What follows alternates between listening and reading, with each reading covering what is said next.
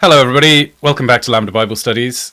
Today I'm joined by Lee and Elpis. Welcome back, both of you.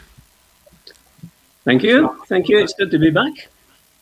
I'm excited about today's topic. Am I right? We're talking about some of the prophecies that we find in Revelation, and specifically, you think that they apply in specific ways that we can see now going on in Russia. Is that right?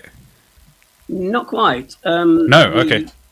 We wish to look at Russia in end time prophecy, Okay. and the particular prophecy we wanted to look at really is Ezekiel Chapter 38 and 39, and we actually get Russia mentioned there by name, as we shall see, so it's easy to identify what this power is that comes down from the north to the as the Revelation says, the Battle of Armageddon.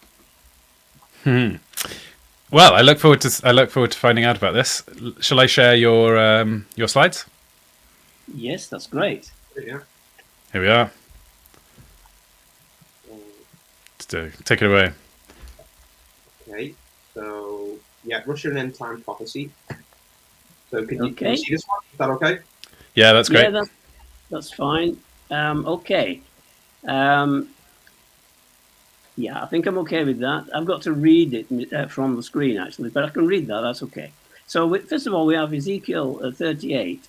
And if we begin at verse 2, we read there some names which are important. Son of man, set thy face unto Gog, or against Gog, of the land of Magog, prince of Rosh, Meshech, and Tubal, and prophesy concerning him.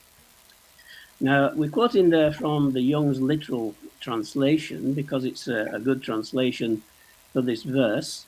It's translated similarly in the English Revised Version, the American Standard Version, and the New King James Version. So it's Prince of Rosh. Now, Rosh is a place name which can be identified in history, and also Meshech and Tubal. But first of all, this name Gog, the last Russian ruler, we're going to identify this with Russia. The last Russian ruler, he won't be called Gog, it's unlikely, but this is the Bible name for him. And when we trace the name back, it goes back quite a long way, actually, and it signifies a dynamic leader. The earliest form of this title signified to blaze like fire. And so we have a dynamic leader of Russia because he's Prince of Rosh. Now, Rosh, in fact, today is the name for Russia in various languages. For instance, in the Scandinavian and Germanic languages, they say Rushland, well, the land of the Rush people. Even in Russia, in Russian, it is Russia, signifying the land of the Rosh people. So Gog is prince of the Rosh people, which we understand today signifies Russia. So in the next slide,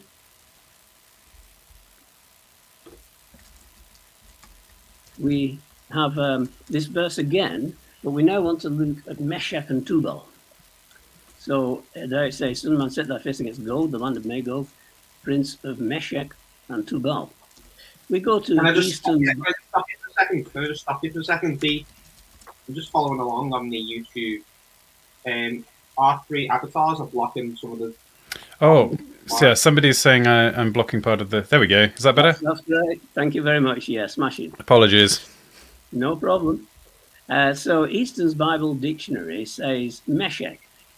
They are the Moshki, or Muscovites. They were, in all probability, the Moshki.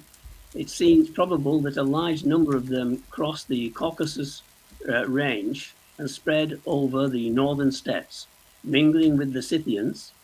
There, they became known as the Muskovs and gave that name to the Russian capital, Moscow. So we are seeing that this Gog is associated with Russia, Muscovy, which is a large area of Russia, and the capital city is also called Moscow. And now we have Tubal mentioned, and the Easton's Bible Dictionary says Tubal the Tabarini, Tartars, Siberian tribes. So we now have Siberia identified as well, which is the other half of Russia. We have the European side, Muscovy, and we have the Asian side, Siberia. And the ancient capital of Siberia used to be Tobolsk, or Tobolsky, as it is on the map. So Tubal, therefore, is identifying this ruler as being ruler of Siberia, as well as ruler of Muscovy, i.e. The whole of Russia.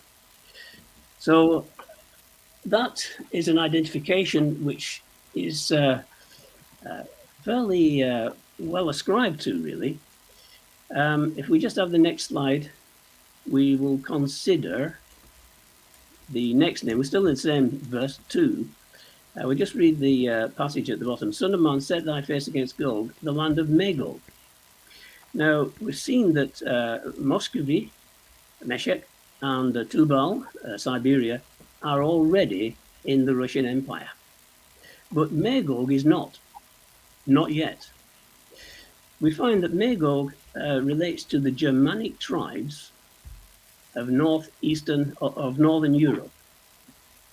That is north of where the Celts used to live. The Celts basically were the progenitors of the southern half of Europe, whereas the Germanic tribes, etc., were to the north of that, and the Scythians were to the north of that. So it seems that many descendants of Magog, who literally was the grandson of Noah, so he's one of the fathers of the tribes of the earth, and those of his nephew Ashkenaz migrated northwest, many of them did, and became known as the Scythians, a name derived, it is believed by some historians, and to me also, from Ashkenaz, which is the nephew of Magog, Ashkenaz, and the Scythians. And in effect, the stem word for both Scythians and Ashkenaz is ski. So there are historians who identify Ashkenaz with the Scythians. And now this area is to be taken by force. It's not part of the Russian Empire. So in the next, well, before we go to the next slide, the little map in the corner there identifies basically the southern half of Europe. Where the green is, that is where the Celts. This was from an historical publication. This, so they've marked the Celtic settlement area in green. The yellow is where they started off from, so to speak, and then spread out into the green areas. And they're the Celts, and we shall find that they relate to the Gomer that we read also in verse 2. So we'll come to that later. But the Magog we're looking at is north of that, and it includes all the territory north of that. So basically, if we look on our more detailed map, if we were to draw a line from, say, North Germany and run that line along the southern border of Poland and the southern border of the Ukraine to the Black Sea, everything north of that is in the Magog tribal area. Everything south of that is Celtic and relates to the term Gomer, which we shall come to shortly. So for Gog to be also of the land of Magog suggests that he will have to take that by force. That is Northern Europe and Scandinavia. So we can look at the next slide now. And just looking at this now, we see regarding these areas, we have a lot of activity at the moment, don't we, with Russia threatening Ukraine. Now, Ukraine is part of the Magog, so it would suggest that one day Russia will take the Ukraine. They already have Belarus as an ally, but then they would need also to take Poland and the Baltic states, and then Finland and Sweden and even Norway. So that's the kind of progress that a war started by Russia could, looks as though it will take, according to the prophecy. Because until Russia has got those areas, the actual prophecy in Ezekiel 38 cannot actually begin to take place. So this is something, a kind of preparation that's required. When Russia has done that, then we can see the rest of the book of Prophecy of Ezekiel 38 and 39 can then take place. Now, whether this is the time when Russia is going to make that move, or whether this will die down, we don't know. But certainly the spirit that Russia is manifesting now is the kind of spirit that will be manifest when Russia does take those territories. So this could be the time, or it's showing what Russia is likely to do in the future. Elvis, are these arrows? Are these your arrows? Or are these from the Kremlin? Or all these are from the Telegraph. Right. No, the arrows. If you see, there's an arrow, a dotted one, coming from Belarus, because they now have several thousand Russian troops now in Belarus with all the tanks and the personnel carriers and so forth, artillery. They've got it all there. So it's quite possible. This is a speculation as to how Russia might invade the Ukraine. They could invade from Belarus and take Kiev. That could be the objective, the main objective. The black arrows are forces coming from where those arrows start off. That's where the forces are today. This is where they've amassed on the border. The black arrows are the forces of Russia stationed to the north. The blue are the ones stationed to the central, and the red are those stationed in the Crimea, ready to, if they so decide, to invade Ukraine from the south. So they're all setting off from areas where there are already, there's 130,000, I think, altogether troops, with all the forces. We can just read the news article from yesterday, the Telegraph. It says up to 130,000 Russian troops alongside 1,200 tanks, 1,200 tanks, fighter jets and long-range missile batteries have massed on the Ukraine eastern border. So that where those arrows are starting off in Russia, that's where there's 130,000 troops, 1,200 tanks, and all these heavy armaments. That's where they're all ready to attack if Russia so desires. We have an article from January, from the 2nd of January there. It says Russia has deployed troops near the Ukraine border using the prospect of an invasion to pressure NATO to give guarantees that Ukraine and other former Soviet countries will be excluded from NATO expansion. Moscow is demanding the alliance remove offensive weaponry from countries neighboring Russia. The US and NATO allies say the Russian demands are non-starters. And today, I think it sent a letter to that effect to the Russians. The Russians wanted a reply and answer. They've had the reply now.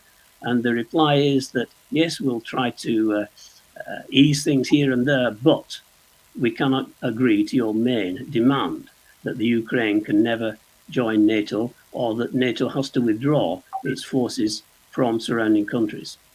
Telegraph on the 10th of January says Russia's foreign ministry says Finland and Sweden joining NATO would have serious military and political consequences that would require an adequate response from the Russian side. So they're saying that if Scandinavia, Sweden and Finland decide to join NATO, then if they make that decision that they're going to do that, then Russia will respond with military and political consequences. In other words, they will invade. So it's quite clear what Russia is saying. And you can see that NATO cannot agree to those demands. So if we go to the next slide.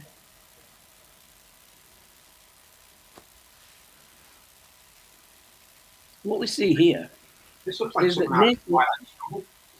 Have you played that game, Lambert? Have you played that game, Lambert? Twilight Struggle. Which game again? Twilight Struggle. No, I don't think so. No. Is it a strategy game? That's it, yeah. No, I haven't played it. But yes, there's a few games like that, aren't there, where you see maps and you move troops around, that kind of thing. That's it, yeah. Like, and I think that game is the USSR versus the USA. Oh, right, yeah. Cold War stuff. That's it, yeah. What we're seeing there is NATO at present. They do have, Estonia and Latvia and Lithuania. They are in NATO, and so is Poland. And we see the NATO forces which are commissioned with defending those areas. Estonia is Britain. They are the leading nation, the leading military group. They're leading the military group in Estonia. And it gives you the kind of things they've got there. They've got tanks and they've got missile launchers and so on. In Lithuania, it's Canada. They are the group leader there. So they have the most men and equipment there than any other NATO group. And Lithuania is Germany, where you can see there's not a lot of stuff in Lithuania. And then Poland, it's America. So America has missiles and so forth in Poland, ready to defend Poland as a NATO country. But notice, it's the Anglo-Saxons. So it's the Anglo-Saxons that Russia is, in a way, threatening, because these are also close to Belarus. They have borders with Belarus. Belarus is pro-Russian. They're inviting Russian forces in. And so there is a definite threat to Poland and the Baltic states. And the defenders are the Anglo-Saxon nations, Britain, America, and Canada. Now, we can just read the article there from the 26th, that's yesterday. The US and UK are understood to be considering sending 1,000-strong troop deployments to each of Romania, Bulgaria, and Hungary. They would be similar to the forward battle groups currently stationed in the Baltic states and Poland. On Tuesday, Joe Biden said he was considering moving in the nearer term some of the 8,500 US troops on heightened alert as a part of the NATO operation. Not all NATO countries, this is important, were willing to consider deployments before a Russian invasion. But the US and the UK were among those who are. And it says one official calling it a bilateral coalition of the willing. So in other words, there's only two nations that's really willing to really defend and withstand Russia and challenge Russia. It's Britain and America, essentially. And so they're calling it a... So this is something which is a trend, I think. Do you have any questions on this, Lander, at all? Well, a question has just come in from chat. Caleb says, counter-argument, Rosh is Hebrew for head/chief. So Prince of Rosh, Meshech, and Tubal would mean Chief Prince of Meshech and Tubal. And also many places in Meshech and Tubal are in the region of Turkey. He says he's not picking a side, he's just making the counter argument. So yes. Do you want to respond to that? How do we know whether to read this word Rosh as prince or head or chief versus chief or head versus referring to a tribe? Well, first of all, Meshech and Tubal, nobody's saying that they are referring to anything other than places. So it seems a bit inconsistent. Rosh is another, it is another place name. The Rosh people were ancient tribes. They're well known as such. The Kievan Rosh were well known in history. So Moshkvi and Tobolsky and also the Roshi people are all players in the early days. Now, this is one of the problems, because in the early days, Meshech applied to Turkey, as our friend has just said. But that was, a couple of thousand years ago. They then migrated, and this is what Easton's Bible Dictionary says, migrated north. In fact, they were driven out of their lands by the Assyrians, I believe, at the time. And so they migrated north, and thus the empty areas in the north they inhabited and became known as the Rosh people and the Muscovy people. So I think it's, if you like, it is a question, but the King James Version is the version that our friend was quoting from, I think. Now, the New King James Version changes that to Rosh, Prince of Rosh. So the translators there have changed their mind on that one, and there are other translators likewise that have it as Prince of Rosh. Maybe it is a sort of a debatable point, but I think the probability lies with the New King James version on this one. Yeah, I was just doing some research in the background, and it from what from my very quick looking up, it suggests that there is this tribe who ended up north of the Taurus Mountains. It's kind of in the neighborhood of the Volga. And I suppose that makes sense if it was a tribe that was to the north, and then they gave them the name that means the same thing as head or top. And I looked up in the Hebrew, that word Ross is often seems to be used for a word meaning head, which I guess you can see why head ends up meaning chief, right? So you could see how a tribe that is north of everybody would end up with the name Ross, and that there is this place, Rosh, that's also been identified in, for example, Egyptian inscriptions as a place that's to the north of Egypt at least, and so there's kind of some. If you think that Rosh would have been a familiar place at the time that this prophecy to Ezekiel was being written, so like the evidence in Egypt maybe was as far back as 2,500 years BC, definitely by 1,500 BC. When was Ezekiel writing? He's writing that, right? about 560 BC. Yeah. So way after this archaeological evidence of this tribe group existing. So I would say I haven't seen it being conclusive across the board. I don't think I would say Bible scholars agree 100% on this, but I think there's pretty compelling evidence for this being a people group. Then obviously Gog and Magog reappear in Revelation, don't they? Well, everything in Revelation is taken. Everything in Revelation, all the symbology, etc., is taken from the Old Testament. So yes, they are. But you find in Revelation they're not applied in the same way as they were in the Old Testament. So I think that probably is another subject. Sorry, I didn't mean to derail. No, I don't mean that. What I mean to say is it's another. Take a lot of exposition to expound what it means in the Book of Revelation. That's all I mean. Yeah. Yes. Yeah. That's fair.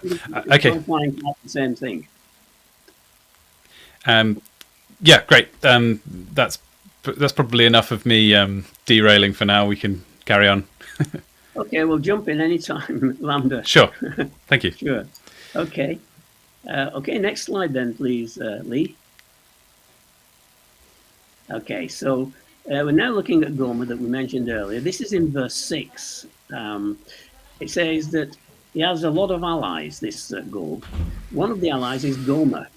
Gomer and all his bands, and the house of Togarmah of the north quarters, and all his bands, and many people with thee. So these are not countries he's going to conquer. They will be his allies. But we will find, I think, that they will be allies because they have no choice. Now, Gomer, as I say, relates to the Celts and therefore relates to the southern half of Europe. So the southern half of Europe will form an alliance with Russia. Perhaps when they see northern Europe conquered, they decide it's a good idea to keep buying their gas from Russia, etc. So looking now at the Wikipedia article, for instance, we mentioned these things because to encourage people to look these things up themselves, these sources. The eldest son of Japheth, the grandson of Noah, the progenitor of the early Cimmerians and other branches of the Celtic family. So the historians do have it that the tribes of Gomer were the progenitors of the Celts, various Celtic families. And we know that Southern Europe was largely Celtic. Well, we can see it from the historian map there with the green showing where the Celts predominated. So I think that I think that's identified. So that will be an ally then. Europe will be. So we notice the Anglo-Saxons are the ones standing against Russia. The rest of Europe are not so keen to stand against Russia. So if we have That's the next Genesis 10:2, isn't it? The sons of Japheth, Gomer and Magog, and also mentions Tabal and Meshech in Genesis 10:2. Okay, can we have the next slide, Lee, please? Lee is pressing the button for me today. And he's doing a fine job. He is indeed, yes. So we're going through Ezekiel 38. We've read verse 2. We did jump to verse 6 to get Southern Europe identified. We'll carry on a little and then we'll go back to some of the other things. So verses 7 and 8, it says to Gog, "Be thou prepared, and prepare for thyself, thou and all thy company," this is the King James, "that are assembled unto thee, and be thou a guard unto them." When we look up the word guard, it's a kind of prison guard. In other words, they don't really have much choice. Verse 8, "After many days thou shalt be visited in the latter years," end times, "thou shalt come into the land that is brought back from the sword, and is gathered out of many people, against the mountains of Israel, which have been always waste. But it is brought forth out of the nations, and they shall dwell safely, all of them." Now, that's today's Israel. That view, in fact, is of today's Israel, but some of the desolate area. But see, there's no problem identifying what's going on here. The state of Israel there was no such national state as Israel for 2,700 years until 1948. The Assyrians, around about 700 BC, they took captive all the 10 tribes that was known as the State of Israel then, the Kingdom of Israel. And there's never been a state of Israel, a national state of Israel, for 2,700 years until 1948, when Israel declared independence and declared the name that would be known as Israel. So now, since 1948, it's been possible for this to happen, someone coming against them to destroy Israel. But it wasn't until 1948 that was even possible. So we are in the end times, and it's this Gog that's going to do this. It's going to come down in the latter days, the latter years, it says, verse 8. So I think we're beginning to identify something which is to happen in the end times. It's funny, isn't it? If you were reading this a couple of hundred years ago, it would seem like, well, there's no nation of Israel, so what is it going on about? Yeah. Exactly, yeah, exactly. Okay, next slide, Lee. So we just go back to verse 5 because we have some more allies listed for Gog. It says, verse 5, "Persia, Ethiopia, and Libya with them, all of them with shield and helmet." So fully armed people, fully armed soldiers. So these are allies of Russia when they come down to do this to Israel. Persia, of course, today is Iran. And we know that in any Middle East war, Iran is going to be on the enemy side of Israel. So when Russia comes down, Persia will be an ally. Ethiopia and Libya with them. We've put that in red because we get a parallel prophecy in Daniel chapter 11, which we'd just like to look at briefly shortly, which it mentions again Ethiopia and Libya being the ally of this king of the north, so to speak. In Yolanda, you and Philopocrit about the latter part of Daniel being quite apocalyptic. Definitely, yeah. It's quite easy to identify the bits of the Bible that are apocalyptic, isn't it? It is. Yeah. Well, we just look at the writing there in the blue there. Ethiopia, in the Hebrew, it's Cush. Now, the online Bible lexicon says the land occupied by the descendants of Cush located around the southern parts of the Nile. Well, that equates to the Sudan, modern-day Sudan and modern-day Ethiopia. So they are going to be allies of Russia. Now, those two countries have been pro-Western until recently. Ethiopia was pro-Western until recently, and now they're anti-Western. and Russia was very keen to make friends with them. Like the Interesting.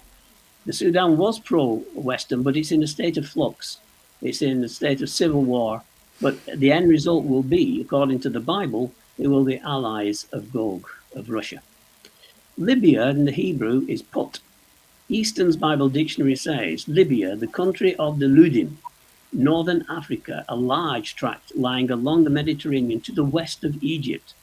So biblical Libya could apply, and probably does apply, to the whole of North Africa. So we do note that the king of the south, which Egypt, which is known as the king of the south in Daniel, is not on the Russian side. They're going to be pro-Western.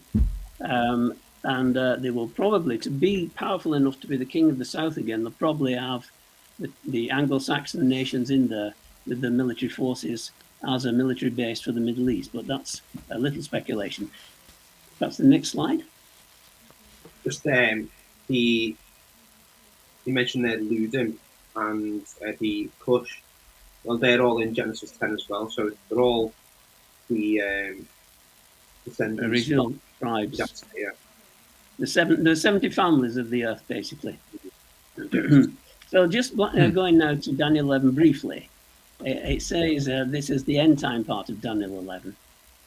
This king of the north, he shall stretch forth his hand also upon the countries, and the land of Egypt shall not escape. So he's going to invade Egypt and conquer it.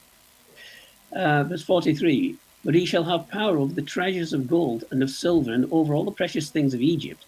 And the Libyans and the Ethiopians, there we have it again, shall be at his steps. They'll be allies. Now, what are the precious things in Egypt?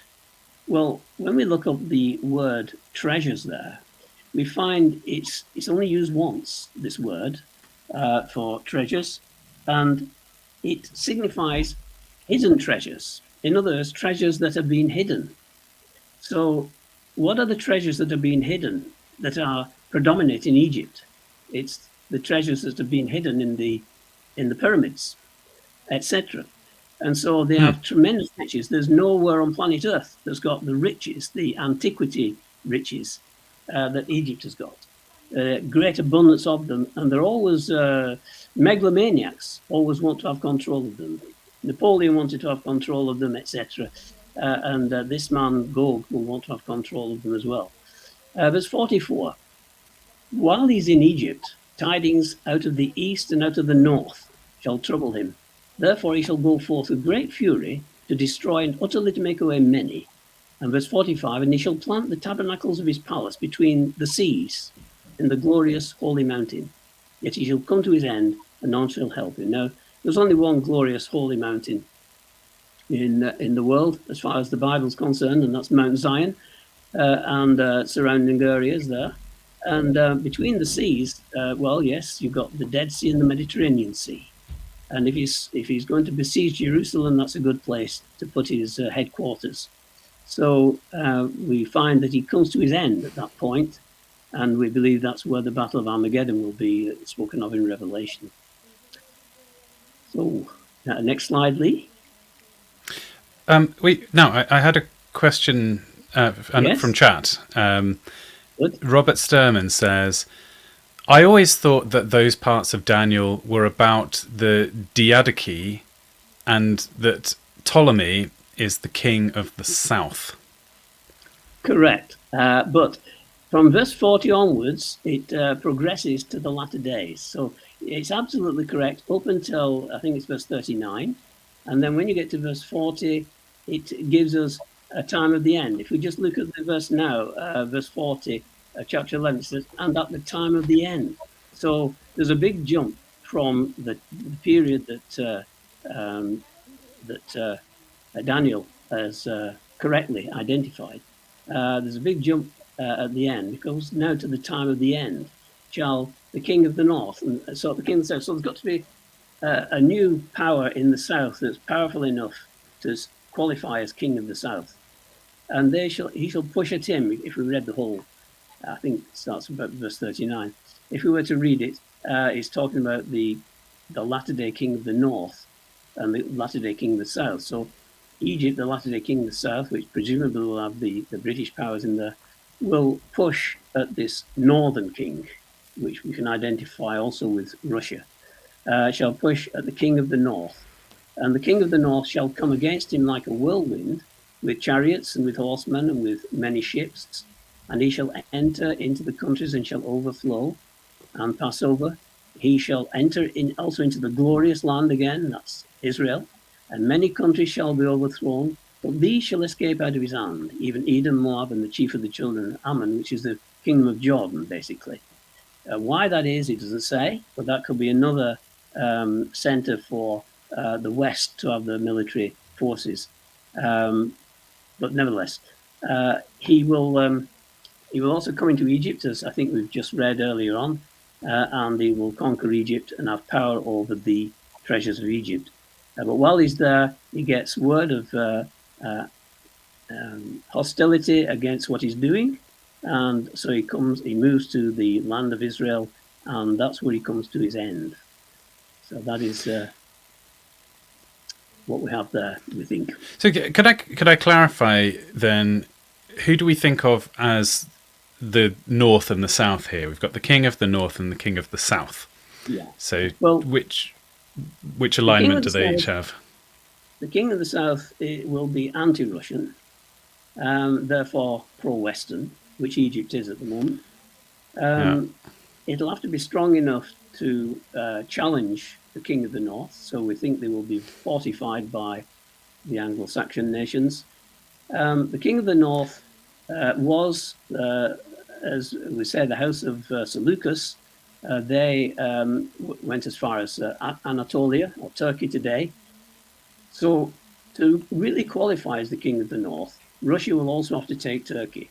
Once they've taken Turkey, they will be the latter-day king of the north. And then there will be this pushing one against the other. And the Russians come against the king of the south and overwhelm the Western powers, if you like. Because although the Western powers are going to withstand Russia, they will fail. It will take Christ to come on the scene and just destroy the Russian hordes. So that is how it seems to be presented in the scriptures. It's a bit confusing because I can see how Russia is north. From the perspective of Israel, Turkey is also north, right? But then they are also allied with countries that are. It's almost like a pincer movement, right? Because weren't they also allied with like Egypt and Libya or Ethiopia? Places that are from the south, or was it Russia sweeps down past Israel and takes over Egypt? Is that what's being prophesied? When we read verse 42, I think it was in the earlier slide, where it says Egypt shall not escape, and he shall have power over the treasures of Egypt. It says he comes with many ships as well. So you could have a pincer movement because it speaks of overland forces and then many ships. But then the king of the south is actually then in a load of allies, even some, like you're mentioning, from across the Atlantic, and then Germany and Britain and such. Not actually geographically particularly south, except I guess if you could make some abstract argument about how one is south or north, but maybe the real way they're being identified is just that as you said, Rush is a tribe that went north and got known as the northern tribe, and they're sort of in charge. Yeah, I'm just trying to think of a way mostly to make sense, or at least remember which side's which between King of South and King of North.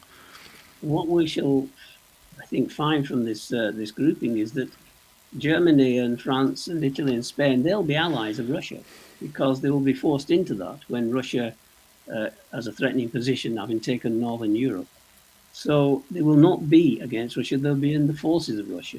Whereas all that will be left, it will be the Anglo-Saxon nations. That's America, Britain, Australia, New Zealand, Canada, and some others Anzac as well that are Russian. Anzac, of course, yeah. So they will have evidently they will be fortifying Egypt. They will be based in Egypt. They'll have much of their troops and weapons in Egypt to counteract the influence of the Russians coming down. But they will be driven out because it says he invades Egypt and takes Egypt. So they'll be driven out of there. Yeah, Daniel 11:43. Are we about to see that? Has the king of the north having mastery over the Libyans and Ethiopians of their strongholds? Uh-huh. I'll just look that one up then in the... And then the follow-up question is, so will Gog turn on his allies after taking Egypt? Because, yes, I suppose if you're allies with somebody, fight a war with them, and then once the war's finished, you just invade them. Well, okay, if you just... Highly impolite. It's not saying... I don't think it's saying that, actually. I'll just read it again, verse 43.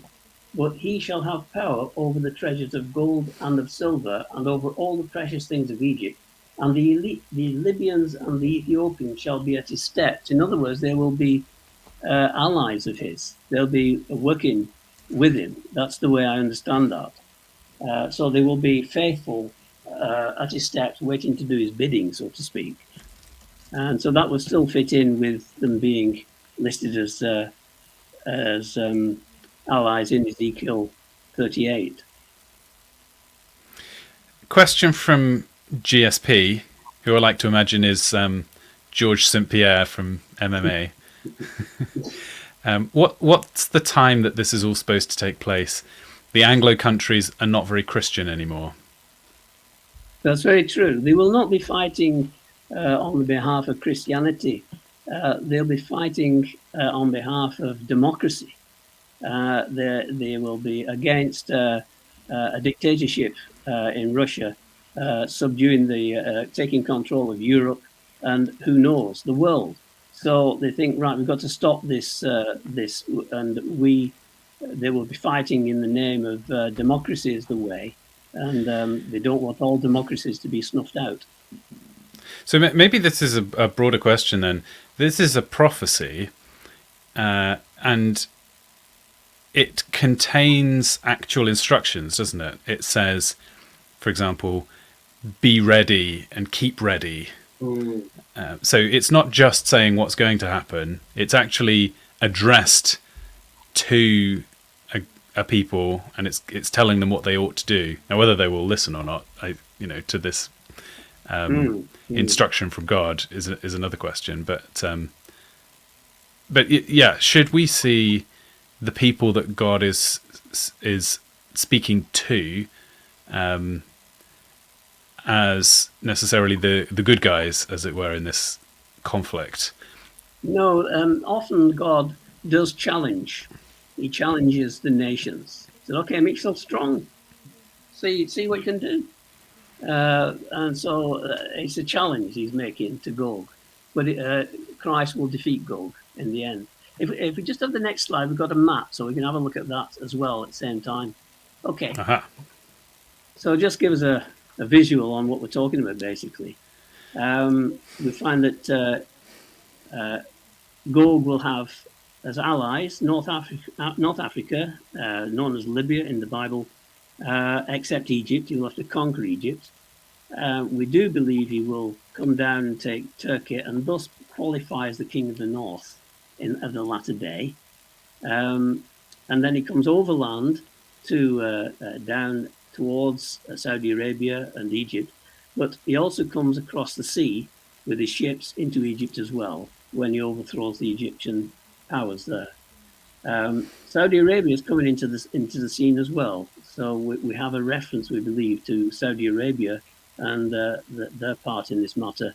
They'll be on the anti-Russian side, and that's about it really with that map. A couple more contributions from chat. Contentious rhetoric has a contentious point to make. Has anyone in the panel ever considered that this is effectively a self-fulfilling prophecy that yet again ends with, quote, our greatest ally, ending up in a favourable position. Um, So I guess two questions there. Is this a self-fulfilling prophecy? Because I guess the argument is because people know that this has been prophesied, they're therefore going to just make it come true. okay. And then is there any significance to who ends up in a favourable position at the end? Well, it cannot be a self-fulfilling prophecy because nobody believes this.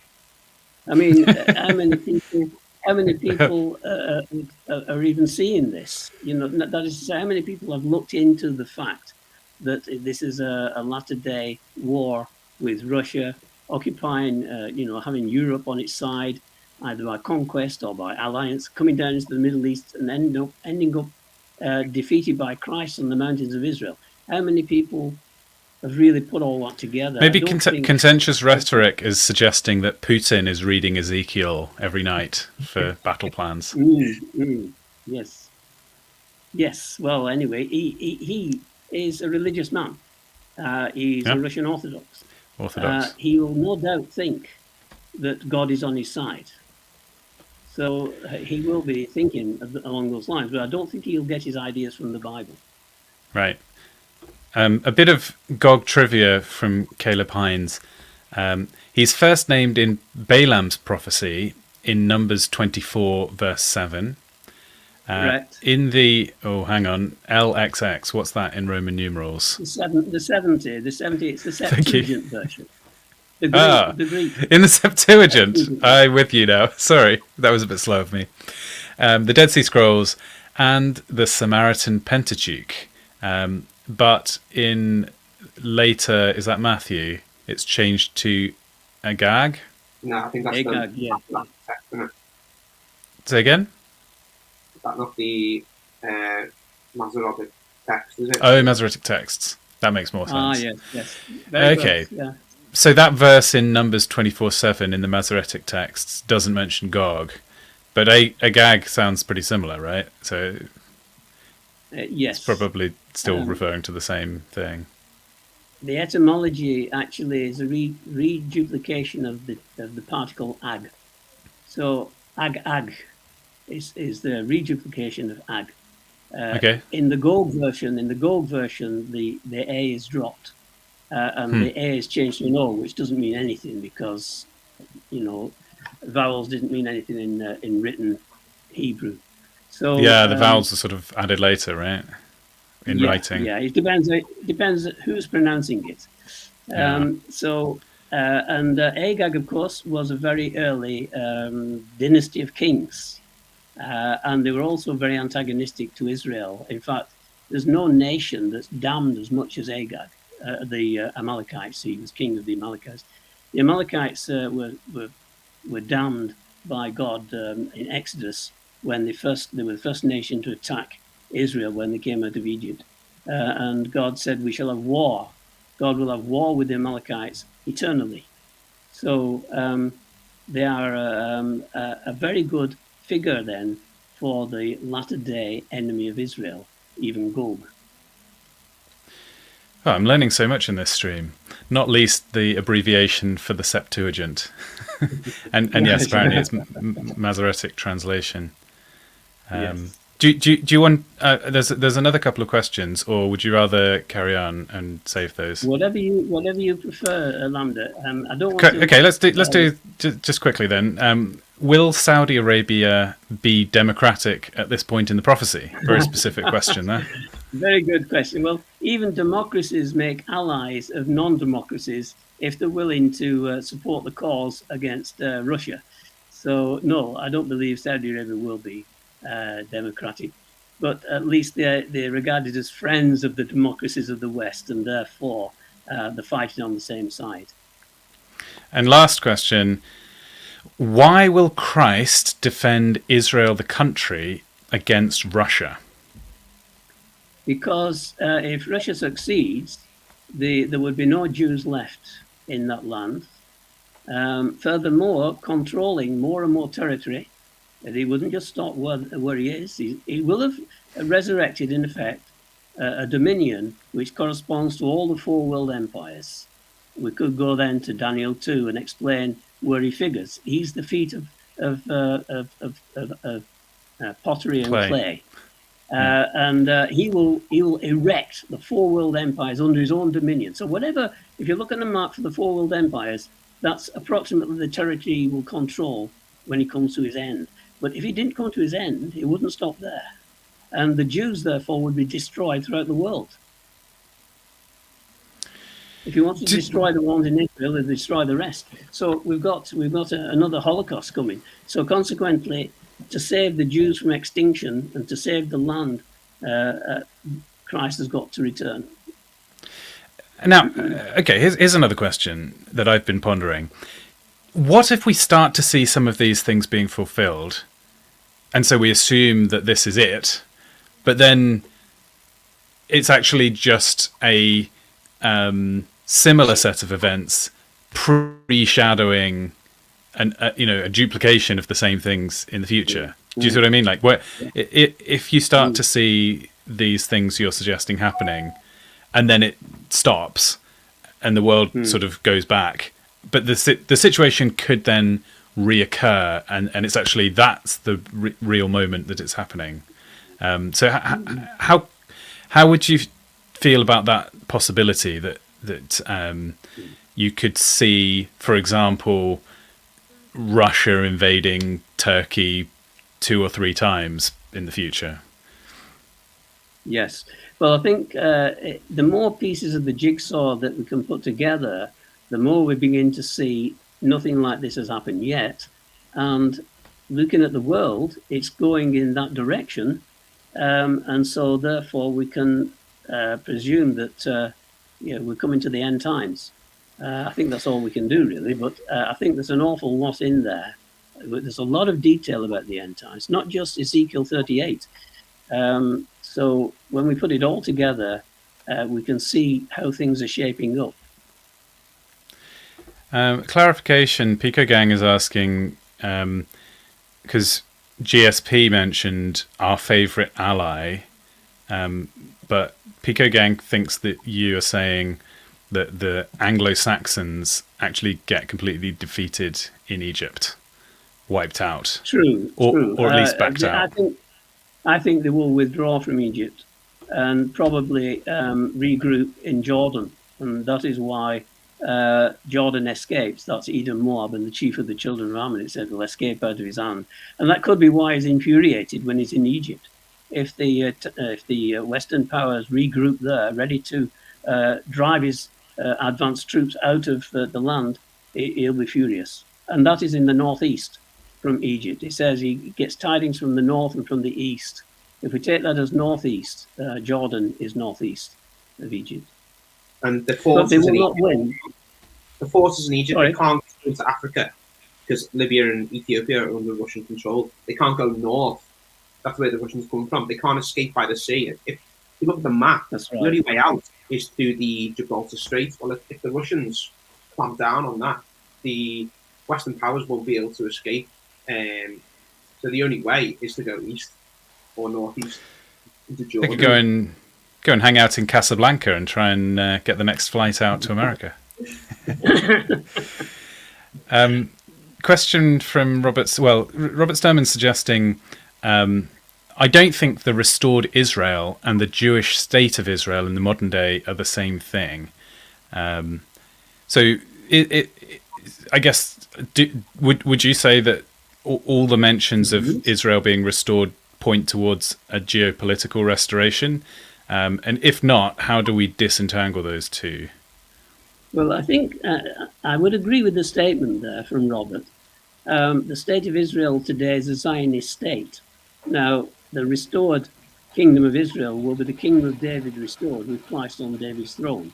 So they are two different things, but the same land, and indeed the same people. So Zionism will be regarded as a total failure once Gog has overrun the land, and most of the Jewish diaspora is under his control. And they will, you get the dry bones prophecy in Ezekiel 37, isn't it? And that's when they will say, our hope is lost, we are cut off from our parts, because Gog is now in control of all the diaspora in Europe and Scandinavia, North Africa, and he's now covered the land, and is just about to take Jerusalem intact by starving them out of the old city. And there's nothing left. Zionism has failed. But then Christ comes on the scene and turns the tables. Brilliant. Let's carry on. Okay, next slide then. So we get Saudi Arabia in the picture.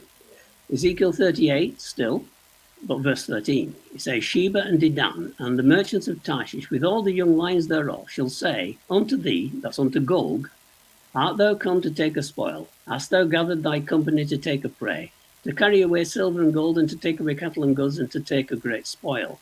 Now, if we look on our Bible atlases for Sheba and Dedan, it relates to Saudi Arabia.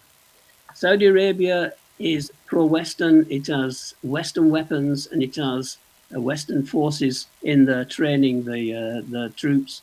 There's a commitment that if they are threatened, Britain, America will go in there and defend them. So when Gog comes down into the Middle East with his forces, it suggests that his first objective is Saudi Arabia. But when he is challenged by the merchants of Tarshish and the young lions thereof, he turns aside and goes to the mountains of Israel. So who are the merchants of Tarshish and the young lions thereof? Well, Tarshish, amongst other things, was the name of long-distance ships that the Phoenicians had. And they called them ships of Tarshish. And they were long-distance ships. And they went to the ends of the world. They went all the way to Cornwall. And the reason for going to Cornwall was to get tin, which was essential for metallurgy in the ancient world, and silver. And so these long-distance ships were always known as ships of Tarshish.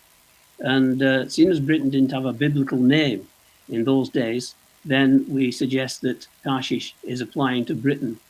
Speaking of Tashish, I have it on good authority that Philopocrit has an exciting video coming out tomorrow going through the book of Jonah. And I think he will discuss this same idea that Tarshish relates to the Phoenicians. So make sure you go and subscribe to Philopocrit's channel and catch that. Very good, yeah. Good. Well, we see that it's saying merchants of Tarshish. Now, Britain has always been a merchant nation. So that fits. And all the young lions thereof, suggesting that Britain is an old lion with lion cubs. So this is a symbol being used to help us to identify this power and the lion cubs. And here we have a cartoon from Punch. And it's, if we could read the fine writing there, it says the British lion. I think I've written it down somewhere. Taking the young lions out to see the great naval review. Okay. You have, therefore, the British lion and the young lions. Here we have the merchants of Tarshish and the young lions in Ezekiel 38. So we have an identification there. And how else could Britain be referred to? So it's suggesting that Britain, with its Anglo-Saxon dependencies that there used to be, and you can see who they were at that time. This was a naval review, and I'm not sure. I did look up the date. I found the date actually. I think it was toward the end of the 1800s, and it was a naval review. And the colonies were invited to come along and glorify the navy. And we've got Australia there. It says on the flag. Let's see, New Zealand, is it? Canada. Yeah. So these are the Anglo-Saxon nations, Anzac, if you like, and the only one's not there is the United States, but they are a young lion. They have come from the old mother lion. Although but America's basically just the British Empire, right? It's just for people who can't read it. Yeah. The caption, it says British lion taking the young lions out to see the great naval review, and the lion is saying, "Oh, love you, my lads. This is the proudest moment of my life." So that punch for you.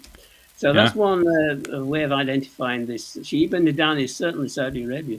And it's certain that the British are strong in Saudi Arabia and would defend it, help to defend it against Russia. And that we have those other allies mentioned there in the bolt as well.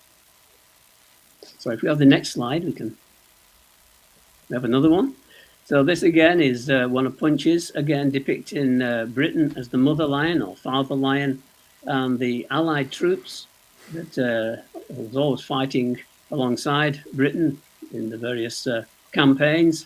And you can see on the flags, you can see Australia, and I think is it Canada, and so on. So again, it's a good way that the Bible has chosen to show us the place that Britain is going to play at the latter day in this matter. And it's not just the lion is a natural symbol for Britain. It's the main element of the royal crest. It's the lion and the unicorn, and it's still today when cartoonists want to depict Britain, they resort to the lion. If we look at the next slide, there we have a modern one. Boris, the head of the lion, gives Britannia a rough ride. That's my caption at the bottom. In the middle of Brexit. Yeah.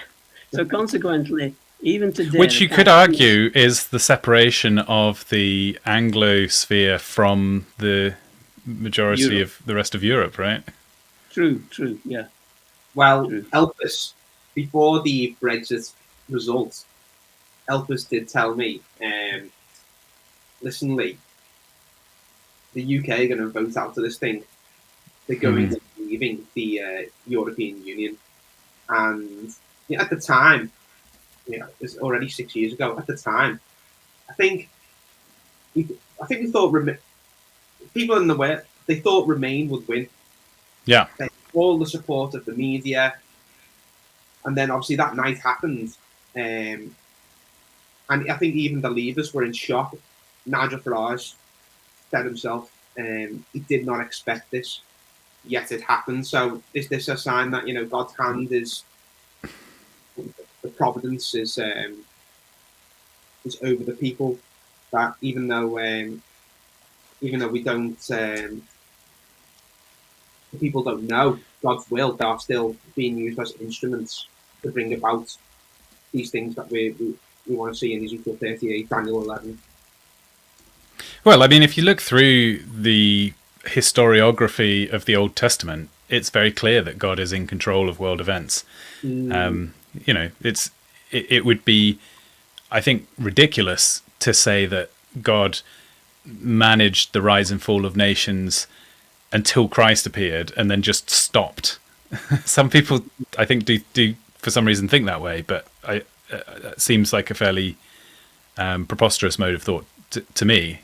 It's clear that the success and failure of countries through time is in God's hands in I think an active way, and He's bringing about His ultimate plans for the world. Next slide. Okay, yeah. So we have some more news articles here. 2 days ago, 25th of Jan, we read the following. The disinformation, now this is a complaint of the Russians, okay? The Russians are putting this out. They're saying the disinformation spread by the British Foreign Office is more evidence that it is the NATO countries led by the Anglo-Saxons who are escalating tensions around Ukraine. Russian Foreign Ministry said that, Maria Zakharova. So Russia is only identifying one enemy here, the Anglo-Saxons. He's not complaining about the Germans, or they're in NATO, or the French, or the Spanish. He's complaining about the Anglo-Saxons. They're the bogeyman, Anglo-Saxons. Then we have another one, same day, in the Telegraph. Brussels has been briefing journalists that invasion talk is breathless Anglo-Saxon chatter. So even the Europeans are blaming the Anglo-Saxons. So we can see who are the enemy now of Russia. It's not Europe, it's the Anglo-Saxons and nobody else. Now, we read the Telegraph, and of course the Baltic states and so forth, they're going to be the victims. So the Telegraph for last year in September, we read an article there by Lawrence Friedman, who is an expert on international relations and King's College London, and he pointed to established patterns. He's seen established patterns for the future of cooperation in the Five Eyes intelligence sharing network, comprised of the US, the UK, Canada, Australia, and New Zealand, as well as the UK and the US long history of nuclear cooperations. In other words, Britain and America have always shared very sensitive information to the benefit of each other, even nuclear technology. And these five nations are sharing intelligence freely that they will not share with Germany, France, Italy, or any of the Europeans. They only share it amongst themselves exclusively, and they only trust themselves and the five, and that's it. So this is the young lions. These are all young lions of the merchants of Tarshish. And then also last year, we have another alliance with Australia and the United States, AUKUS. So that's Australia, the United Kingdom, and the United States have an agreement as a partnership between allies who have, for over a century, sent soldiers to fight and die together. And through the Five Eyes, that's the one we just looked at before, intelligence relations trusted one another with valuable secrets. This is exclusive. There's nothing like this anywhere else in the world. And these nations do not have a relationship like this with other nations. So we can see now that the enemy has been identified by the Russians as being the Anglo-Saxons, and we've got the Anglo-Saxons, they are the mother lion and the young lions. As the Bible said, the merchants of Tarshish and the young lions thereof.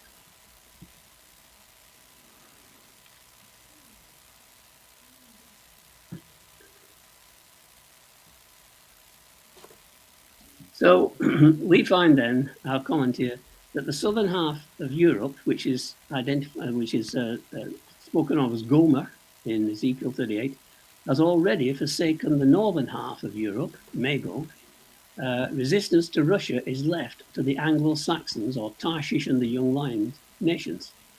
The German quick question: who would you include in the northern half of Europe? Are you thinking Scandinavian countries?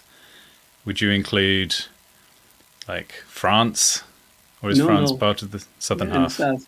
Okay. Anything north of that line that we tried to sort of identify on one of the maps. In other words, Poland, the Baltic states, Ukraine, and then Finland and Sweden, and Norway also. So those are the Denmark, the northern half.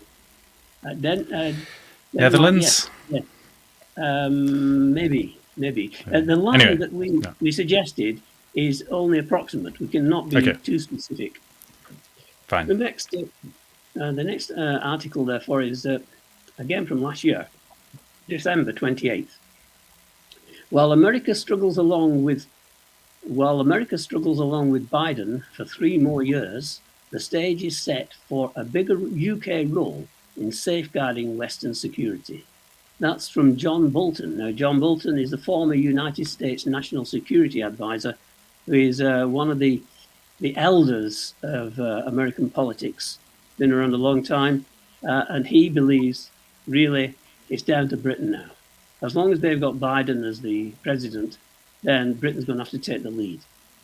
And also another one from January, 10th of January this year, Britain will stand, now this is our Defence Secretary saying this, Britain will stand up to bullies around the world, no matter the distance.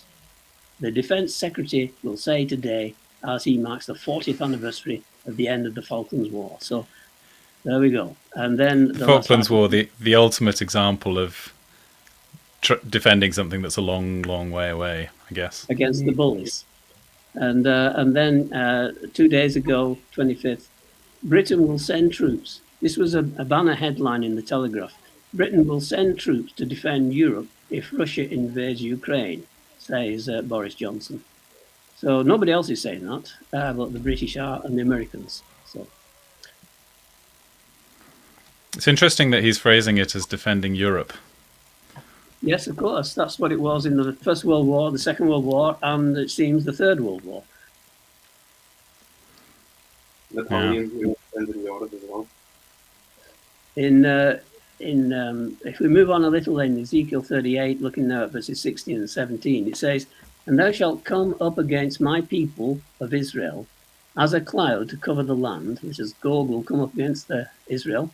"It shall be in the latter days," so it's trying to tell us that it's the end times, "I will bring thee against my land," because God rules in the kingdom of men, "I will bring thee against my land, that the heathen or nations, as it should be, may know me, when I shall be sanctified in thee, O Gog, before their eyes." So the destruction of Gog and his forces will show the strength of Yahweh and where his interests lie, which is the restoration of Israel. And verse 17, "Thus saith the Lord God, art thou he of whom I have spoken in old time by my servants the prophets of Israel, which prophesied in those days many years that I would bring thee against them?" So this has been prophesied, not using the term Gog, not using the word Rosh, but nevertheless the Battle of Armageddon has been prophesied in the Old Testament many times. There's lots of end-time prophecies in the Old Testament, and they all end up with the same era, the return of Christ. So what the Spirit is saying here is, look, I foretold this many, many times through my prophets, all through the Old Testament, and finally here you are. And that is what we're looking at here. So it's certainly an end-time prophecy. How does the Battle of Armageddon fit in with all of this? Well, there is lots of thoughts about where will it be, but we're told specifically that it's known in the Hebrew tongue, Armageddon. So we're told basically it's a place in Israel. And some try to identify it, perhaps the valley of Megiddo, Jezreel Valley. Personally, I think it's more likely to be the valley of Jehoshaphat at Jerusalem. But nevertheless, it's going to be somewhere in the land of Israel, and Jerusalem's going to be at the center of the whole climax. So that's as much as I could say about it. If we just read on the next two verses there, "And it shall come to pass," verse 18, "at the same time, when Gog shall come against the land of Israel, saith the Lord God," and remember, this couldn't have happened until 1948, "that my fury shall come up in my face." Why? Because the Lord is in the earth. As long as he's absent, the Gentiles, the time of the Gentiles is that they can trample down Jerusalem.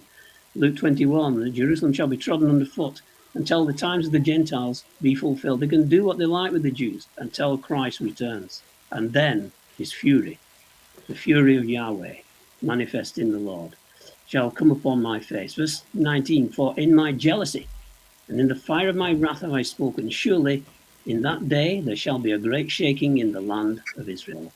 This is just a map of Israel, more or less the territory that King Solomon ruled over, just to remind us of the land that we're talking about, basically. Yeah. So just to so I can keep straight in my head the sequence. Did we see Jerusalem fall at some point in one of the prophecies, and then they carried on, or am I misremembering?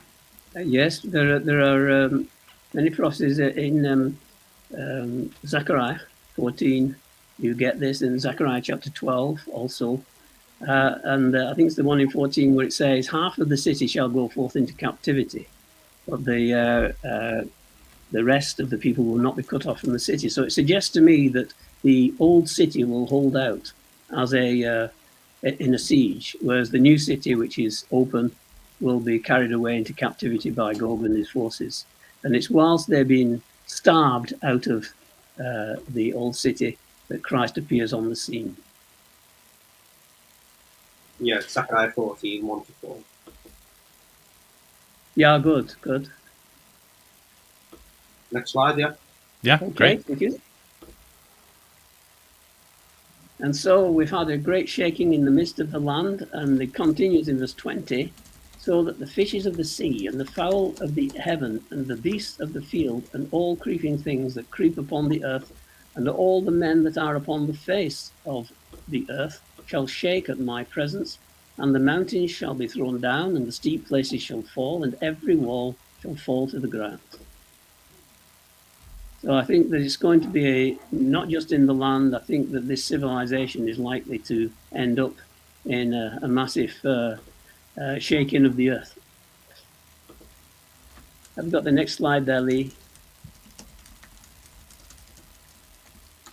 So the next verse 21, and I will call for a sword throughout. I will call for a sword against him, that's Gog, and his forces, throughout all my mountains, saith the Lord God. Every man's sword shall be against his brother, and I will plead against him with pestilence and with blood, and I will rain upon him and upon his bands, and upon the many people that are with him, an overflowing rain, and great hailstones and fire, and brimstone. Thus will I magnify myself and sanctify myself, and I will be known in the eyes of many nations, and they shall know that I am Yahweh.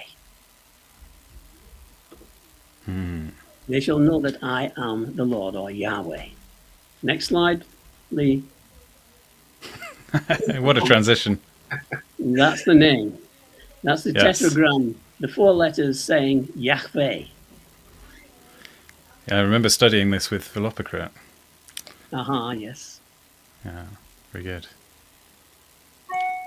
Well, we could go to the next good. We're nearly at the end, I think, I hope. A couple more slides. The prophecy continues into 39, verse chapter 39. There were no chapter divisions in the original days. And so we carry on, verse 2, and I will turn thee back, that's Gog, and leave but the 6th part of thee, and will cause thee to come up from the north parts, and will bring thee upon the mountains of Israel. And verse 7, so will I make my holy name known in the midst of my people, Israel, and I will not let them pollute my holy name any more, and the nations shall know that I am Yahweh, the Holy One of Israel. Verse 11, and it shall come to pass in that day that I will give unto Gog a place there of graves in Israel, the valley of the passengers on the east of the sea, somewhere near the Dead Sea. And it shall stop the noses of the passengers, and they shall bury Gog and all his multitude, and they shall call it the valley of Hamangog. And 7 months shall the house of Israel be burying of them, that they may cleanse the land. So this has never yet happened. And this this place that they've been given, that sounds almost sarcastic to me. It's like, yeah, you can have this land as a graveyard. That's right. You're going to be buried there, so that's generous. That's good, yeah.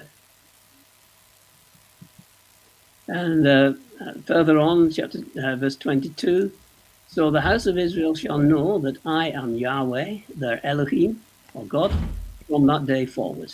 Verse 25, therefore thus saith the Lord God, now will I bring again the captivity of Jacob, or Israel, and have mercy upon the whole house of Israel, and will be jealous for my holy name. Verse 28, then shall they know that I am Yahweh, their God, which caused them to be led into captivity among the nations. But I have gathered them unto their own land, and have left none of them any more there. So all Jews will be commanded to go back to Israel. Verse 29, neither will I hide my face any more from them, for I have poured out my spirit upon the house of Israel, saith the Lord God. So he's going to pour out the Holy Spirit upon them, like the prophecy of Joel said, which was only partially fulfilled in the day of Pentecost, will be fully fulfilled when the people of Israel shall be inspired. So we're getting, I think, we've only 1 slide left, have we, Lee? Yeah, there's some other stuff there as well, isn't there, about how they'll be given a new heart of flesh, and That's they'll no longer Zechariah 12. Yeah. And Jeremiah, of course, 31, I think, speaks of that as well. Which is quoted in Hebrews as well, isn't it? Anyway, the last slide. This is the last one. So Zechariah 14, verse 9, the Lord shall be king over all the earth. In that day there shall be one Lord, and his name one. And what's the gospel message? Revelation 5, verse 9 and 10. This is a prophecy of the end time when Christ has returned and the saints have been made, the believers have been made immortal. And they shall sing a new song, saying, Thou art worthy to take the book and to open the seals thereof, for thou wast slain, and hast redeemed us to God by thy blood, out of every kindred and tongue and people and nation, and hast made us unto our God kings and priests, and we shall reign on the earth. So this is, if you like, spiritual Israel. There will be the immortal rulers in that day. But natural Israel will also be restored once more as the chosen people. So that is, as far as we can see, essentially the gospel message. So, what practically does that mean for us? What are we called into action individually in response to this? If you know, as events progress. No, essentially the gospel message is to do with salvation, as we all know. We believe that the salvation only comes when Christ returns by a bodily resurrection and a glorification made immortal. So the believers accepted at the judgment seat of Christ will form an immortal army with Christ at the head, who come to save Jerusalem and establish God's will upon the nations, upon the earth. A bit like the millennium reign of Christ. A bit like the army of the dead from Lord of the Rings, except after the battle, they don't sort of disappear into an ethereal realm, but continue living. The armies of the dead in Lord of the Rings always look, or in the film at least, sort of decrepit and ethereal and see-through, versus these resurrected bodies, which will be extremely real and also glorified. So, you know, they can then they must live have got that immortally. from the Bible, because that's more or less what the Bible says. I mean, Tolkien took loads of stuff from the Bible, right? So yeah, I think that must be right. Yeah. Of course, because I don't believe in copyright, then I have no problem with this. Yeah. So okay, those people then who. So you're saying there's this resurrected army. What happens though to people who are still alive? Do they get kind of an instant upgrade on their current body? Is it just like a tune-up? If you recall, some months back, we did a presentation on the Millennium, the millennial reign of Christ, 1,000 years reign of Christ. And that then will be a reign of peace and prosperity to all nations that obey. And so there'll be the survivors, the natural nations that survived the Troubles. There will be the natural Jews that survived the Troubles. But the Jews will be the head of the nations, as opposed to being at the tail end for the last 2,000 years or more. So there will be that difference. But they will be natural people, and they will have to believe, and they will have to obey. And if they do these things, they will be blessed. But the rulers will all be immortal saints or believers. Here's a question. Jews were one tribe of Israel, weren't they? So does the word Jew refer to people from the tribe of Judah or descendants of Israel? Generally it's used. It's generally used today for anyone that's Jewish. Sorry about that. It's a tautological definition there. For anyone that is descended from Jacob, if you like, Israel. So it doesn't matter what tribe they were from, they're generally referred to as Jews. It became a generic name, basically, as a result of the existence of Judea for so long as a separate state until the Babylonians carried them captive. Indeed, it was restored. All the other tribes were exiled for absolutely ages. Yeah. So, yeah. What do you think, Lambda? What do you think of the presentation? Does it Is there a problem? Is there a... No, I think I haven't looked into this an enormous amount myself, and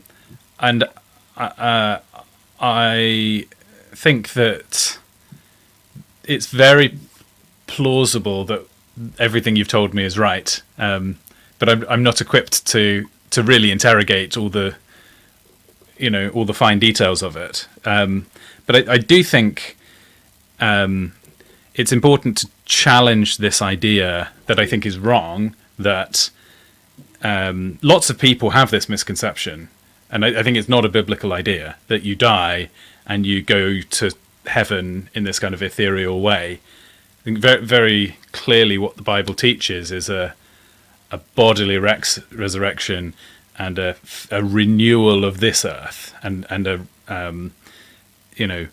it's not that we go elsewhere to a different realm to live forever. It's like we live here. I also think it's very persuasive to me that there are prophecies in the Bible that have not yet been fulfilled. And I'm always saying, I think that there's bits of the Bible, a bit like how there's stuff that clearly was a surprise about Jesus, but in retrospect is really obvious. I think that there's going to be a lot of that going on.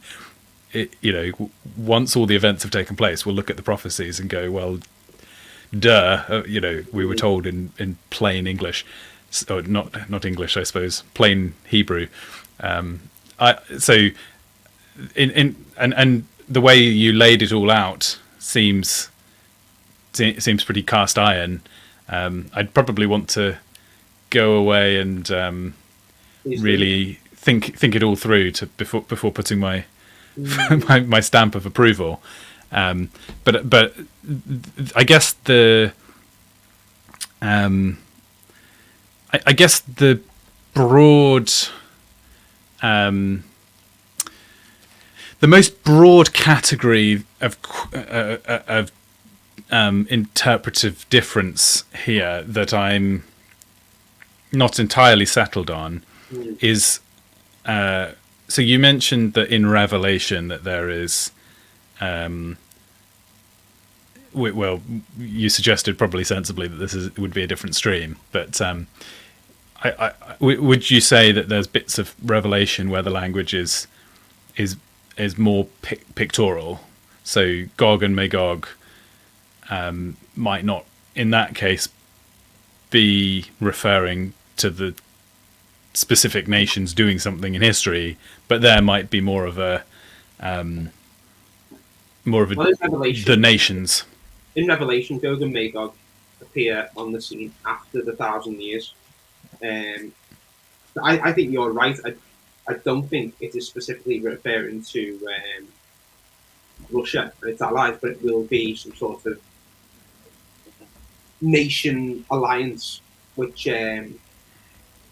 is the final rebellion of the 1,000-year reign of Christ. So at the end of the 1,000 years, the nations will rise up again, and it's drawing on that language from the past. But I think you're right on that. So then the interpretive question is, if I'm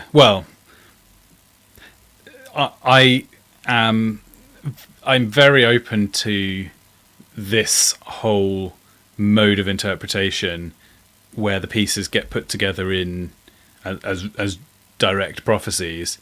I'm also still open, because I haven't fully made up my mind, to the possibility of so a much more soft perspective on all of the apocalyptic language, where because this is, after all, the way that I've always heard it preached on, and so of course I'm not going to jump ship between interpretations without giving it a proper amount of thought. But there are ways of reading the apocalyptic texts as glimpses and pictures of general events that happen throughout an age, rather than as a series of historic events that happen one after another. So yeah, I think it's very difficult to disprove, I guess, an interpretation which is just so woolly. So there's a sense in which it's not an obvious A/B comparison, because your interpretation that you've just brought is very specific and in some ways is very falsifiable, and you're much more vulnerable to having your ideas picked apart. And the fact that they stand up to some level of scrutiny, I think, is one of the reasons that they're quite convincing, and so may well be true. The other side of the coin is people just saying these prophecies aren't intended to refer to specific events, or well, let me be a bit more nuanced. I think in amongst the prophecy there is bits that are the way that you've interpreted it, but there may be some bits which are more pictorial in their approach. So maybe I would want to reserve the right to do a case-by-case analysis of each of them. We obviously rattled through a whole bunch of prophecy today, and the way that you presented it all fit together very well. So I'm not saying anything against your presentation. I'm just saying I'd like to take my time and go over each of the passages, read them in context, think about the different interpretations that people come to from different angles, and make absolutely sure, you know, they're all in order. But I will say that I think your presentation obviously comes out of a great deal of study and thought. So I don't expect to find any gaping holes in what you've presented. I think you have a very good, holistic, high-level presentation. Go on. Would you not agree that our interpretation of these things is the simplest? So when it says, for instance, the land of Israel, we believe it's the land of Israel. We're not trying to spiritualize anything. Yes. We think the Bible means what it says. Probably it is. Yes. I won't say 100%, but I think there is a way you could say that it is the simplest. Yeah, you're taking the prophecies as specific, straightforward, logical. I mean, it's the simplest in the same way as I would say when you read Genesis 1, if you just think that it's describing 7 literal days, 24 hours worth of time during which the events described occur, that is simpler than believing in day age. And therefore, I think I do have a leaning towards that interpretation, all other things being equal. And I feel similarly about what you've presented today. I think there is a sense in which your way of reading scripture is more straightforward, and therefore perhaps is less manipulative than perhaps other people are making you jump through logical hoops instead of just accepting it just the way that it is. That's interesting. Thanks. But I reserve the right to decide that there is some giant logical hole that I haven't spotted, at which point it won't be the simplest, because then you've made me jump through a hoop. But as I say, I haven't spotted anything that's a big problem with the way you're reading things up till now. One advantage, Luke, is that practically nearly all of it is just from chapter 38 and 39 of Ezekiel. So we're not even jumping from one part of the Bible to another and putting pieces together that way. It's all in the one prophecy. It's one prophecy, both chapters. So basically, if you sit down and read the whole chapter 38 and 39, you will see it follows a logical sequence all the way through without any contradictions, and to interpret it along the lines that we've attempted to do is not doing any travesty of injustice to the text. Yes, you're not. Well, exactly. I'm pretty clear in my own mind, at least, that you aren't pulling silly tricks and trying to stitch together an argument that's not there. I think that your interpretation does come from a very genuine, straightforward, interpretive mode. I was just going to ask, where do these chapters sit in the arc of Ezekiel? Like, why does God give this prophecy that's quite significant, apocalyptic prophecy, to Ezekiel, and why does it get recorded in? So I think it's just after the Valley of the Dry Bones. It's just prior to the temple vision. To describe what's the temple vision? So this will be the third temple, which is yet to be built. So that's the that's the thing that happens next. In fact, in history, after the stuff we've discussed now, is the new heavens and the new earth with a new temple and a new. Is that right? I would agree with your interpretation there of new heavens and new earth, as in a new kind of political system on planet Earth. New rulers, which is represented by the new heavens, and new people on the earth, mortal people. So these things in 738, 39, these things have to take place before the third temple gets built. Oh yes, I see. So 40 gives a description of the temple with all the measurements. It's kind of like being teleported to seeing it, and he goes and takes a look around and measures the place out. Which in some ways to me, and I feel a bit this way about the beginning of Genesis, again, to make that connection, but if you wanted to write a passage and make it as blatantly obvious as possible to everyone reading that you're talking about a literal physical thing, what would you do? You'd probably have somebody like giving the actual measurements, describing the materials it's made out of, giving the layout. If you wanted to say a day was literally 24 hours, you might go to the trouble of saying, well, look, the sun went down and the sun came up. It was a day. So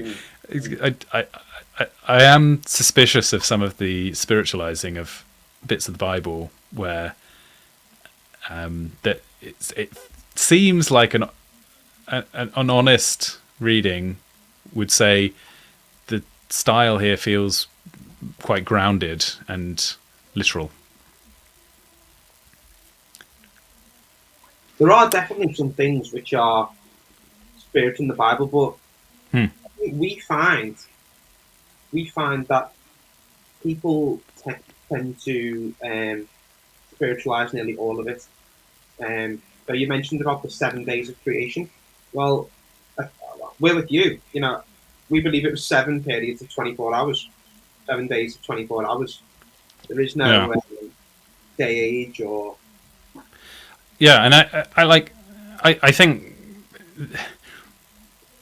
the problem is with over spiritualizing things is that you end up with such a weak, loose view on your faith that it's no longer even Christian. Like the kind of progressivism that springs out of Christianity, you could basically trace back to let's water everything down.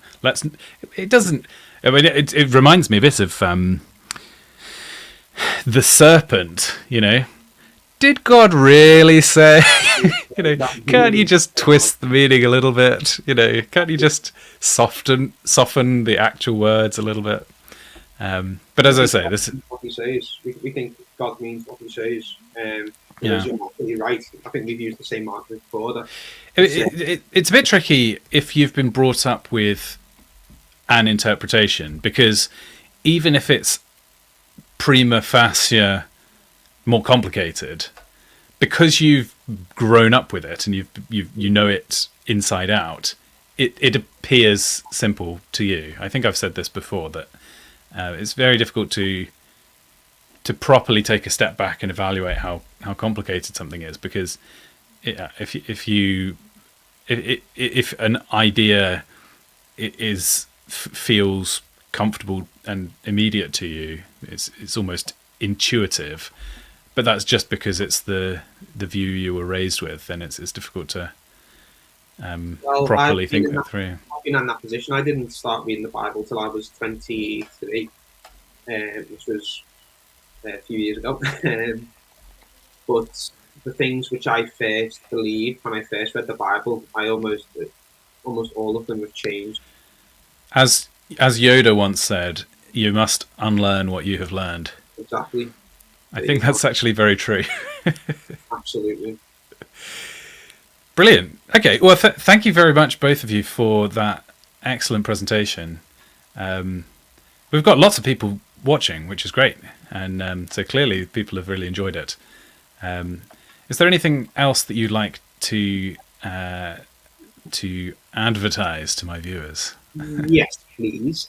So, obviously, we've got the Read the Bible More Effectively channel, which, if I just send a link to the private chapter of that, that's got this talk on it as well. So, please watch the talk on either Lander's channel or our own. So, there's our channel, and we've also got an Instagram where we do daily exhortations on passages from our reading plan that we follow. So if I could just share that screen. Stick that in the private chat. I'll edit the description right now. So what's on your Instagram? So we've got Bible Light Stand. If I just take one of our readings. I could share the screen again if you like. Yeah, am I not sharing now? No. Sorry, I took it down a second ago. Here you are. So here's one, the parables of Matthew 25, which was on Sunday. Oh, that's actually an exhortation. So here's the verse from our reading plan. And then there's a little exhortation which delves into what this verse is talking about. And we do that. Oof, look at all those tags. Every single day. We do that every single day. And yeah, we've got a few, 186 posts, got 153 followers. So just trying to get the message out there, really. And that's Bible Light Stand on Instagram. Bible Light Stand on Instagram. Brilliant. I'll edit the description now of this video, and we'll see if it can... Saving, success. All right. As for me, well, I think the thing to plug is probably still the upcoming meetup, the descriptions of which you can find in my Discord. So that is also now in the description. So go and find the invite to the Discord. If you want to... actually, joining the Discord is its own reward. We had a movie night just recently, and we had a wonderful discussion afterwards. I think we're going to watch a film soon that's, I think, like a biopic about C.S. Lewis. So I'm really looking forward to that. What else? What else am I up to?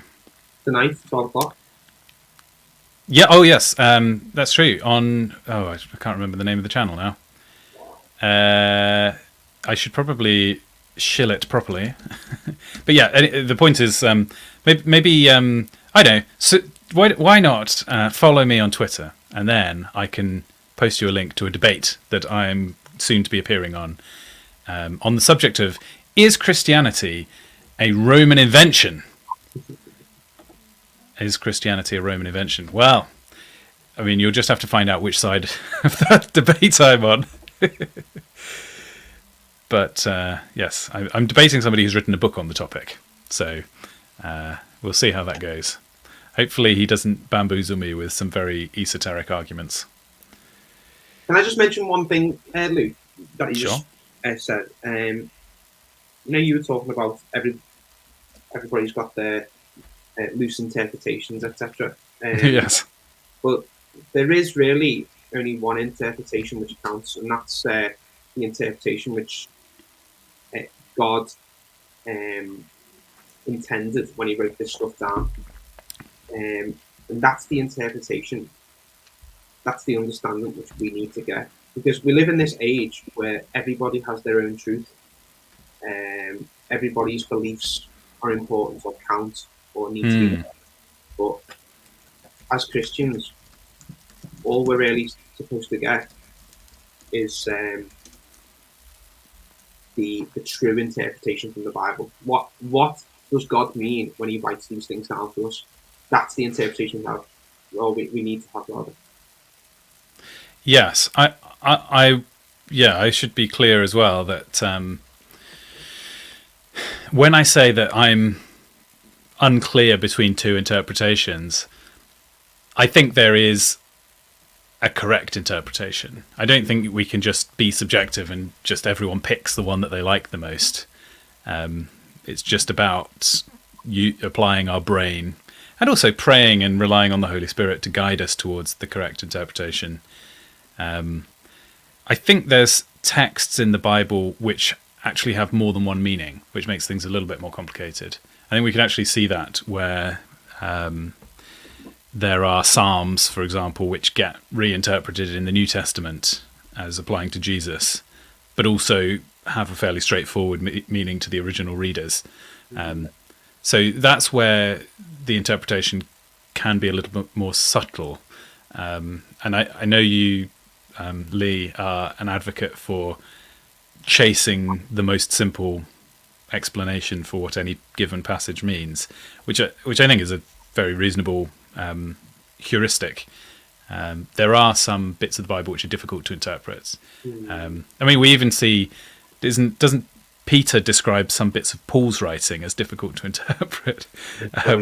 So yes, we should try to find the simplest explanation for any given text. Sometimes the simplest explanation that makes sense is still complicated and difficult to understand.